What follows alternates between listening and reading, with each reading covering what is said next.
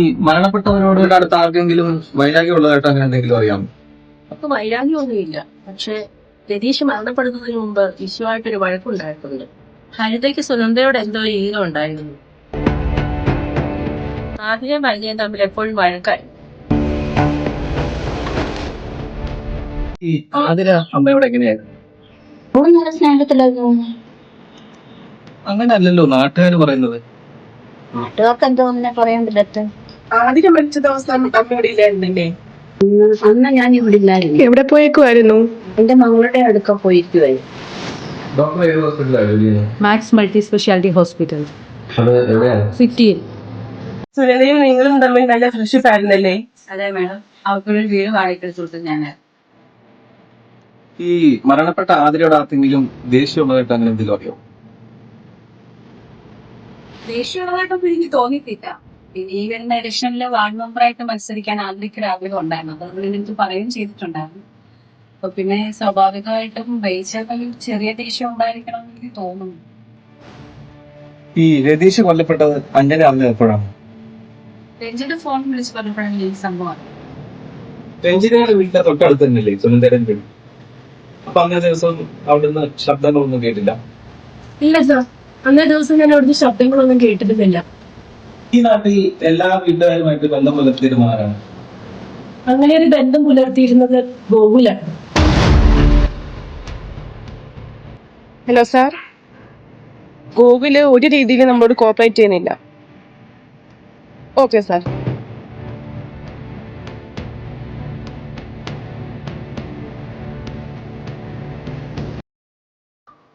കൂടുതലും കൊലപാതകത്തെ പറ്റി ഒന്ന് രണ്ട് കാര്യങ്ങൾ ചോദിച്ചറിയാമോ?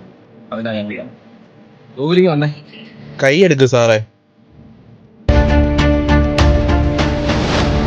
ഇവിടെ വരെ വരാമെങ്കിൽ എനിക്ക് നിന്നെ കൊണ്ടുപോകാനും അറിയാം, ചോദിക്കാനുള്ളത് ചോദിക്കാനും അറിയാം. കൂടുതൽ ഷോ ഇറക്കാതെ പോ സാറേ.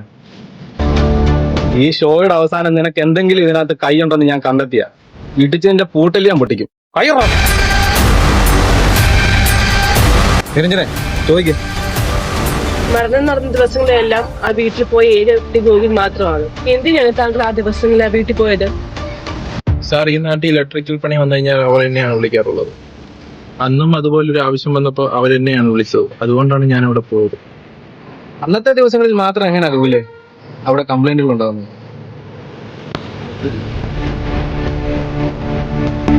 ഇന്ദുവിന്റെയും മഞ്ജുനയുടെയും സംസാരത്തിൽ നിന്ന് അവിടെ എന്തോ ഒരു നെഗറ്റീവ് എനർജി ഉണ്ടെന്ന് മനസ്സിലാക്കാൻ സാധിക്കുന്നത്. അവിടെ ഒരുപാട് സമയം ഒറ്റയ്ക്ക് നിൽക്കേണ്ട സാറേ. ആ വീടത്ര ശരിയല്ല സാർ. ഞങ്ങൾ രണ്ടുപേരും അല്ലാതെ അവിടെ വേറെ ആരും ഉണ്ടായിരുന്നില്ല. പക്ഷേ ഒരു തെളിവും ഇല്ലാതെ ഇത്രയും കൊലകൾ. ഒരുപക്ഷെ അവര് പറയുന്നത് പോലെ കേരളത്തിൽ ഇന്നവരെ പ്രേതം കൊന്നു എന്ന് പറഞ്ഞൊരു കേസ് ഇതുവരെ റിപ്പോർട്ട് ചെയ്തിട്ടില്ല. ഉണ്ടോ? കൂടല്ലൂരിലെ കൊലയാളി അത് അവിടെ ഉള്ളവർ പറയുന്ന പോലെ പ്രേതവോ പിശാചോ ഒന്നുമല്ല. കൊലയാളി അത് അവരിൽ ഒരാൾ തന്നെയാണ്. അതെങ്ങനെ പറയാൻ കഴിയും സാർ? സംഭവം നടന്ന ദിവസമോ അതിന് 2 ദിവസം മുമ്പോ കൂടല്ലൂരിലേക്ക് ആരും വന്നിട്ടില്ല.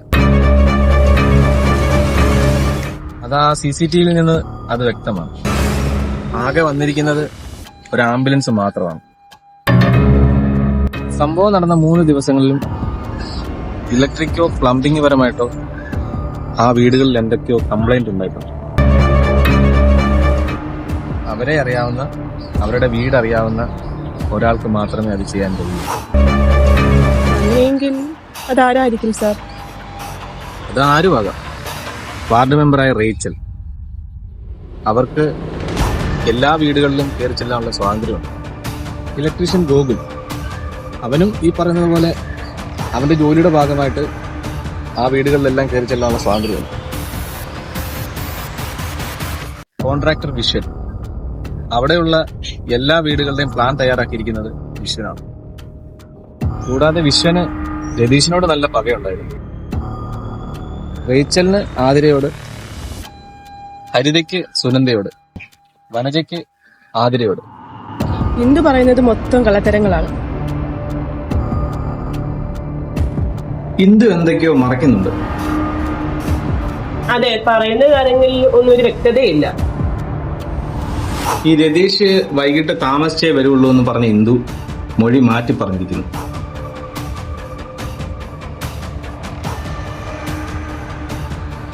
ഈ വിശ്വന്റെ കയ്യിൽ നിന്ന് രതീഷ് കാശ് കടം വാങ്ങിക്കുകയും അത് കൊടുക്കാനാവാതെ വന്നപ്പോൾ അവര് തമ്മിൽ വാക്കുതർക്കം ഉണ്ടാക്കുകയും ചെയ്തിട്ടുണ്ട്. അഞ്ജനയും രഞ്ജിതയും എന്തൊക്കെയോ മറയ്ക്കാൻ ശ്രമിക്കുന്നു.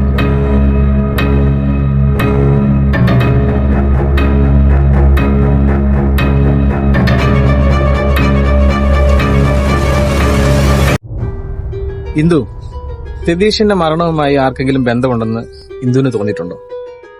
ഉണ്ട് സാറേ. വിശ്വമുതലാളിയെ ചേട്ടൻ മരിക്കുന്നതിന് കുറച്ചു ദിവസം മുമ്പ് എല്ലാവരും മുന്നിലിട്ടാ അങ്ങേരെന്റെ ചേട്ടനെ തല്ലിയത്. ഈ സുനന്ദയും ആതിരയും തമ്മില് എങ്ങനെയായിരുന്നു? അവര് മൂന്നുപേരും തമ്മിൽ കാശിന്റെ ഇടപാടുകൾ ഉണ്ടായിരുന്നു. പക്ഷെ ഇപ്പൊ ആ 3 പേരിൽ ഒരാള് മാത്രമേ ജീവിച്ചിരിപ്പുള്ളൂ. ആതിരയുടെ മരണവുമായി ബന്ധപ്പെട്ട് അമ്മയ്ക്ക് ആരെങ്കിലും സംശയം? ഈ വരുന്ന ഇലക്ഷന് മത്സരിക്കാൻ അവൾക്ക് താല്പര്യം ഉണ്ടായിരുന്നു. ഞാൻ 100 വട്ടം പറഞ്ഞതാ വേണ്ട വേണ്ട, അവളത് കേട്ടില്ല. അന്ന് ഒരു ദിവസം മെമ്പർ ഇവിടെ വന്നായിരുന്നു. അവളോട് ഒരുപാട് ദേഷ്യപ്പെടുന്ന വ്യക്തി. ഈ ഇലക്ഷന് മത്സരിച്ച അതിന്റെ ഫലത്തെ അനുഭവിക്കാൻ തയ്യാറായിട്ടൊന്ന് കണ്ടിട്ടാണ് മെമ്പർ ഇവിടുന്ന് പോയത്. രതീഷ് ഈ വീടുമായിട്ട് എങ്ങനെയായിരുന്നു? എന്റെ മോൻ അയക്കുന്ന ആശെല്ലാം അവൾ ഈ നാട്ടുകാർക്ക് പലിശയ്ക്ക് കൊടുത്തു. അതിനെന്താ, അതെല്ലാം അപ്പം പോയി കിട്ടി. ഈ സുനന്ദ ആതിരയോട് എങ്ങനെയായിരുന്നു? സുനന്ദ ആതിരെ കാണാൻ മിക്ക ദിവസം ഇവിടെ വരുമായിരുന്നു. എന്നെ കേൾക്കാൻ അവരൊന്നും പറയാതെ. ഈ സുനന്ദ ഡോക്ടറുടെ കണ്ടല്ലേ, അല്ലിയുമായുള്ള പ്രശ്നം സുനന്ദ ഡോക്ടറോട് പറഞ്ഞിട്ടില്ല. ഉണ്ട് സർ. സുനന്ദയുടെ അച്ഛൻ ഒരു രാഷ്ട്രീയക്കാരനാണ്. അയാളെ മകളിൽ കിട്ടുന്ന പല അവസരങ്ങളും അവളുടെ അച്ഛന്റെ സ്വാധീനം ഉപയോഗിച്ച് തട്ടിയെടുക്കുന്ന പലതവണ അവള് സുനന്ദ ഇൻസൾട്ട് ചെയ്ത് സംസാരിച്ചിട്ടുണ്ട്. സുനന്ദയുടെ അച്ഛൻ അങ്ങനത്തെ ഒരാളാണോ? അല്ല സർ, സുനന്ദയുടെ ലവ് മാരേജ് ആണ്. അവളുടെ അച്ഛൻ അവനോട്ട് താല്പര്യം ഉണ്ടായിരുന്നില്ല. അത് കാരണമാണ് അവളോട് വാടകയ്ക്ക് വന്ന് താമസിച്ചത്. ഈ സുനന്ദയുടെ മരണത്തിൽ ഡോക്ടർക്ക് ഹരിത എന്തെങ്കിലും സംശയമുണ്ടോ? ഒരിക്കലും സർ, പിള്ളേർ തമ്മിലുള്ള വിഷയമാണ്. അതൊരിക്കലും ഒരു കൊലപാതകത്തിൽ ചെന്നെത്തുമെന്ന് എനിക്ക് തോന്നി. വിഷയം പിള്ളേരുടേതായിരുന്നെങ്കിലും പ്രശ്നം വലിയവർ തമ്മിലായിരുന്നു.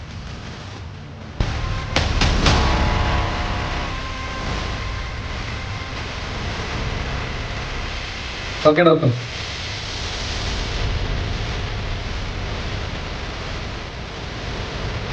ഒരു കാര്യം കൂടെ, ഈ മരിച്ചവരുടെ വീട്ടിൽ നല്ല സ്വാതന്ത്ര്യത്തോടു കൂടി ആരൊക്കെയാണ് പോകുന്നത്?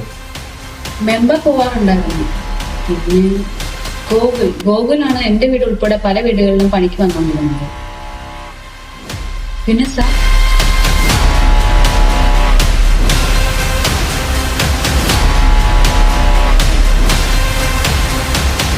വെല്ലൂരിൽ രണ്ടാമത് കൊല ചെയ്യപ്പെട്ടത് ആരാണ്?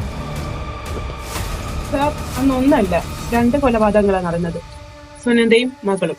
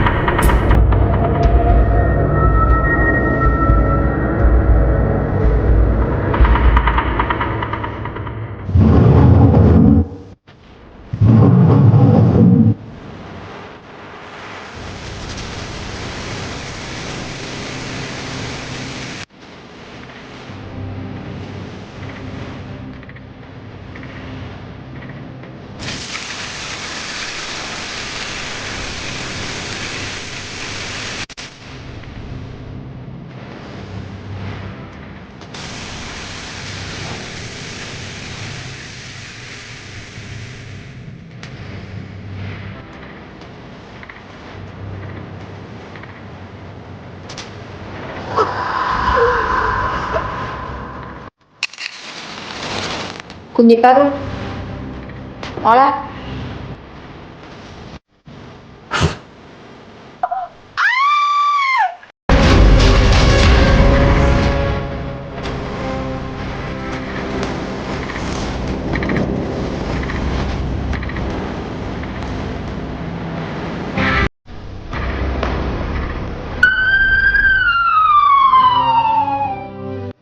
അവസാനം നടന്നത് ആതിരയുടെ കൊലപാതകമാണ് അല്ലേ?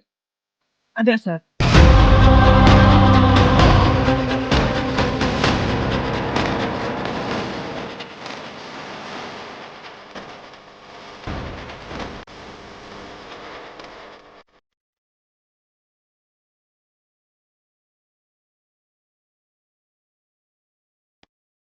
അന്നേ ദിവസം ആരെല്ലാം ഉണ്ടായിരുന്നു എന്നറിയാം.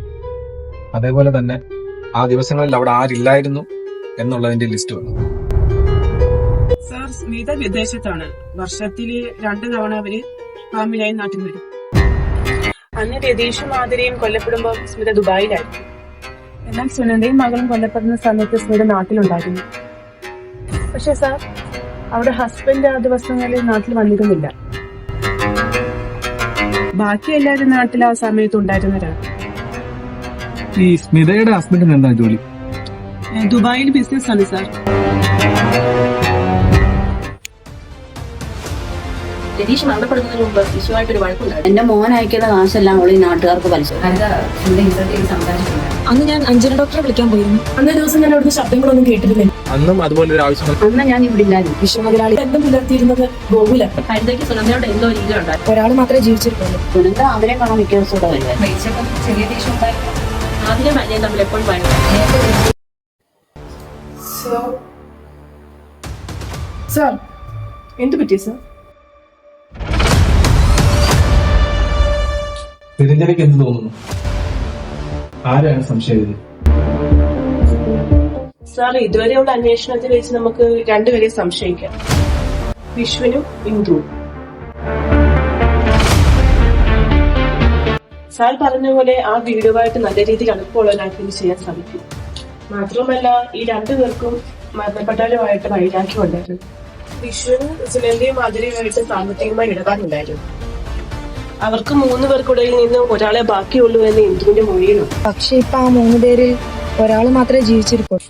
സുനന്ദയും ആതിരയും ഇല്ലാതായാൽ ഇത് സാമ്പത്തിക നേട്ടം ഉണ്ടാകുന്ന വിശ്വയാണ്. അതറിയാവുന്ന ഏതൊരാളും രതീഷ്. ഇന്ദുവിന് എങ്ങനെ കൊലയാളിയാകാൻ കഴിയും? തുടക്കം മുതൽ ഇന്ദു എന്തൊക്കെയോ ഒളിക്കാൻ ശ്രമിക്കുന്നു. അതെ, മരണം നടന്ന സമയത്ത് അഞ്ജനയുടെ വീട്ടിൽ പോയി ഇന്ദു എന്തിന് കള്ളം പറഞ്ഞു? ആർക്കും അറിയാത്തൊരു സ്റ്റോറി ഇന്ദുവിലുണ്ട്. ആതിരയോടും സുനന്ദയോടും വിശ്വനോടും ദേഷ്യം തോന്നാൻ പാകത്തിനുള്ള എന്തോ ഉണ്ട്. ഒരുപക്ഷെ വിശ്വന്റെ മരണം ഇന്ദു ആഗ്രഹിക്കുന്നുണ്ട്. പക്ഷെ ഇതുകൊണ്ടൊന്നും കൂടല്ലൂരിലെ കൊലയാളി ഇന്ദുവാണെന്ന് നമുക്ക് പറയാൻ കഴിയും. അഞ്ജന പറഞ്ഞ സാർ ഓർക്കുന്നുണ്ടോ?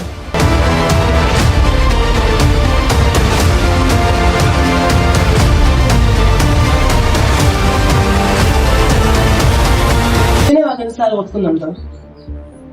പിന്നെ സാർ, ഇന്ദു ഈ 2 വീടുകളിലും നേരത്തെ വീട്ടിലേക്ക് പോയിട്ടുണ്ടായിരുന്നു. ആ 2 വീട്ടിൽ ഇന്ദു ജോലിക്ക് പോയിട്ടുണ്ട്. അതുകൊണ്ട് തന്നെ ആ വീട്ടിലെ എല്ലാ കാര്യങ്ങളും ഇന്ദുവിനറിയാം. എന്നാൽ വിശ്വന്റെ വീടുമായിട്ട് അവർക്ക് യാതൊരു ബന്ധവുമില്ല. ഒരുപക്ഷെ അതായിരിക്കും ആതിരയുടെ മരണം കൊണ്ട് അത് അവസാനിച്ചത്. കൊലയാളിയിലേക്ക് നമ്മൾ അടുത്തുകൊണ്ടിരിക്കുക. നമുക്ക് വേണ്ടത് 2 ഉത്തരം. ഒന്ന്, ഇതിലാരാണ് കൊലയാളി?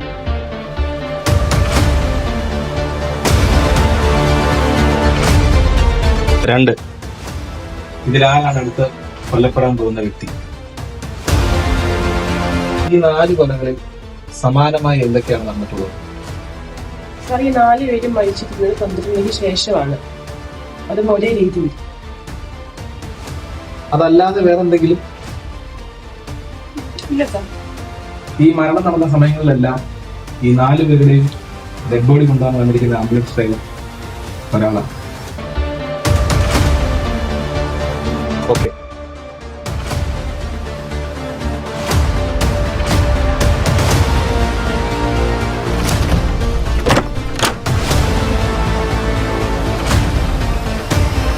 ഈ 3 തവണയും ആദർശനല്ലേ കൂടല്ലൂരിൽ ആംബുലൻസുമായിട്ട് പോയത്? അതെ സാർ.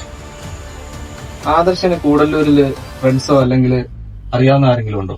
ഇല്ല സാർ, അവിടെ എനിക്ക് ഫ്രണ്ട്സ് ആയിട്ട് ആരുമില്ല. ഈ 3 തവണയും ആദർശനെ അവിടെ നിന്ന് ആരാ വിളിച്ചത്? അതറിയില്ല സാർ. എനിക്ക് അവിടെ നിന്ന് കോൾ വന്നു, ഒരു ആക്സിഡന്റ് ഉണ്ടായിട്ടുണ്ടെന്നും പറഞ്ഞു. ഓക്കെ.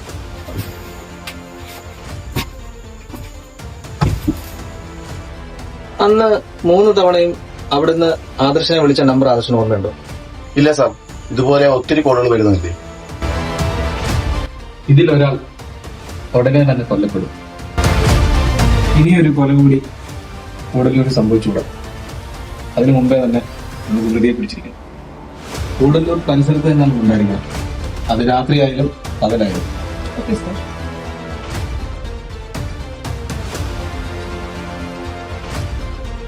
നമ്മുടെ ഫോൺ എപ്പോഴും ആക്റ്റീവ് ആയിരിക്കണം. ഇതിൽ ചാർജ് ചെയ്യും.